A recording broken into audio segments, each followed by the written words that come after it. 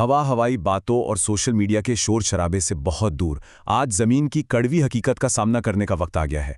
कोई लाग लपेट नहीं, कोई गोलमोल बात नहीं। आज की इस जमीनी पड़ताल में अर्थव्यवस्था का पूरा कच्चा चिट्ठा खोलेंगे। ये देखेंगे कि कागजों पर जो विकास सरपट दौड़ रहा है वो असल जिंदगी की पगडंडियों पर आकर कहाँ हाँफने लगता है। तो चलिए बिना किसी देरी के सीधे मुद्दे पे आते हैं। अब देखिए, एक तरफ तो दुनिया की तीसरी सबसे बड़ी अर्थव्यवस्था का भारी भरकम तमगा है हमारे पास। सुनने में एकदम सीना चौड़ा हो जाता है, लेकिन जरा जमीन पर उतर कर देखिए, सच्चाई थोड़ी चुभने वाली है। हमारी प्रति व्यक्ति आय मुश्किल से $2,500 के करीब लटकी है, और मानव विकास सूचकांक वहां 193 देशों की लाइन में हम 130वें नंबर पर खड़े हैं।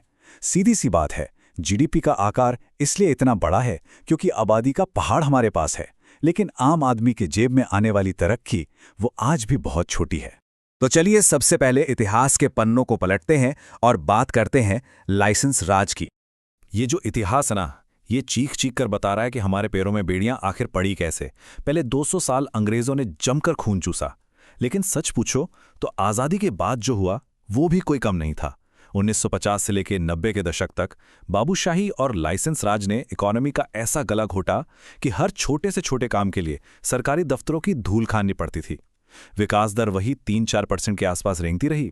फिर आया 1991 का संकट, जिसने मजबूर किया, तब जाकर उदारीकरण से इस अर्थव्यवस्था को मानो कोई जीवन दान मिला हो।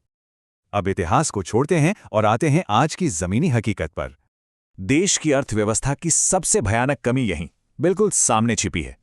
ध्यान से समझिए, हमारी आधी आबादी, करीब 45 से 50% लोग अपना पेट पालने के लिए खेतों में दिन रात पसीना बहा रहे हैं, लेकिन देश की कुल कमाई में उनका हिस्सा मुश्किल से 15 से 18%।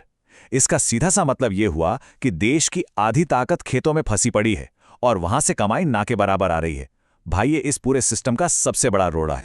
विकास की गाड़ी जिन गड्ढों में हिचकोले खा रही है ना, उनकी लिस्ट बहुत लंबी है।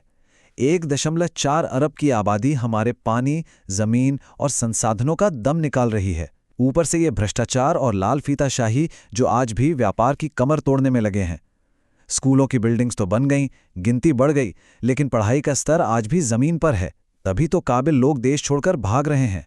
और बुनियादी ढांचा, गांव आज भी अनदेखे पड़े हैं और शहर भीड़ और धुएं से पूरी तरह चोक हो चुके हैं। और बात यहीं खत्म नहीं होती। सिस्टम के असली रोड़े तो अब सामने आते हैं। हमारी अदालतों में सालों साल फाइलें सिर्फ धूल खाती हैं। सख्त श्रम कानूनों के डर से कंपनियां नए लोगों को नौकरी देने से सीधा खौफ खाती हैं, और जमीन का अधिग्रहण करना किसी चक्रव्यूह को भेदने से कम नहीं है। चीन के मुकाबले हमारी मैन्युफैक्चरिंग आज भी बेहद कमजोर है। ये वो लाल फीताशाही है जो बाहरी निवेश के सामने एक बड़ी दीवार बनकर खड़ी है। अब जरा रुख करते हैं 2047 के उस बड़े टारगेट की तरफ जो विकसित भारत का सपना है, 7.5 से 8%। इसे गौर से सुन लीजिए।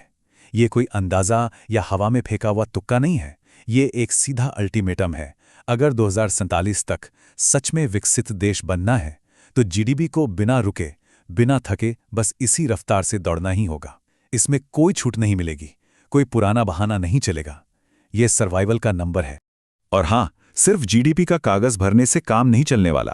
असली चुनौती यह है कि आम आदमी की जेब भारी होनी चाहिए। हाई इनकम स्टेटस तक पहुंचने के लिए अगले 23 सालों में प्रति व्यक्ति आय को 5 से 8 गुना की छलांग लगानी होगी। ये कोई छोटी मोटी पहाड़ी चढ़ने जैसा नहीं है, ये सीधा माउंट एवरेस्ट फतेह करने जैसी बात है। तो इस एवरेस्ट पर चढ़ने का मास्टर प्लान क्या है, चलिए देखते हैं। इस पहाड़ पर चढ़ने के लिए 3 अचूक हथियार चाहिए होंगे। पहला, आर्थिक सुधारों की आंधी लानी पड़ेगी। श्रम और जमीन के कानूनों को इतना आसान बनाना होगा कि बचे खुचे लाइसेंस राज का जड़ से खात्मा हो जाए।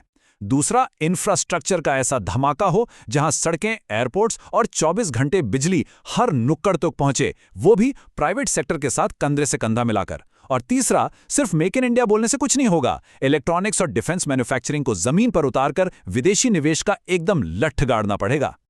लेकिन भाई, मशीनें अपने आप नहीं चलती, उन्हें इंसान चलाते हैं। बिना दमदार लोगों के ये सारा मास्टर प्लान ताश के पत्तों की तरह ढह जाएगा। इसके लिए चाहिए टॉप क्लास शिक्षा, युवाओं में एआई जैसी लेटेस्ट स्किल्स की ताकत, और सबके लिए एक तगड़ी स्वास्थ्य सेवा। सरकारी सिस्टम में डिजिटल ट्रांसपेरेंसी हो ताकि चोरी रुके, अदालतों के फैसले फास्ट ट्रैक हों, और सबसे जरूरी बात, जो आधी आबादी खेतों में अटकी है ना, उसे ट्रेनिंग देके सीधा फैक्ट्रियों और इंडस्ट्री की तरफ मोड़ना ही होगा। आखिर में सवाल ये उठता है, आगे विकास है या फिर मिडिल इनकम ट्रैप का जाल? इस पूरी पड़ताल का निचोड़ बड़ा सीधा सा है। हमारे पास नौजवानों की पूरी फौज है, आईटी सेक्टर का दम है और एक बहुत बड़ा बाजार भी है, लेकिन बिना मजबूत राजनीतिक इच्छाशक्ति के ये सब बेमानी है। अगर ढांचागत सुधारों में दम दिखाया, भ्रष्टाचार की जड़ें काटी और पढ़ाई लिखाई पर जोर दिया, तब तो मंजिल मिल जाएगी। लेकिन अगर उसी पुरानी ढीली रफ्तार से चलते रहे, उसी बाबूशाही में उलझे रहे, तो हम वहीं के वहीं फंसे रह जाएंगे। और यहीं पर इस जमीनी पड़ताल का आखिरी और सबसे चुभने वाला सवाल खड़ा होता है। क्या हमारा सिस्टम, हमारी राजनीति वो हिम्मत दिखा पाएगी जो इन कड़े फैसलों के लिए चाहिए? या फिर हम भी लैटिन अमेरिका के देशों की तरह थोड़ी बहुत तरक्की का ढोल पीटते हुए उसी मिडिल इनकम ट्रैप की दलदल में हमेशा के लिए धंस जाएंगे? इस पर गौर जरूर कीजिएगा।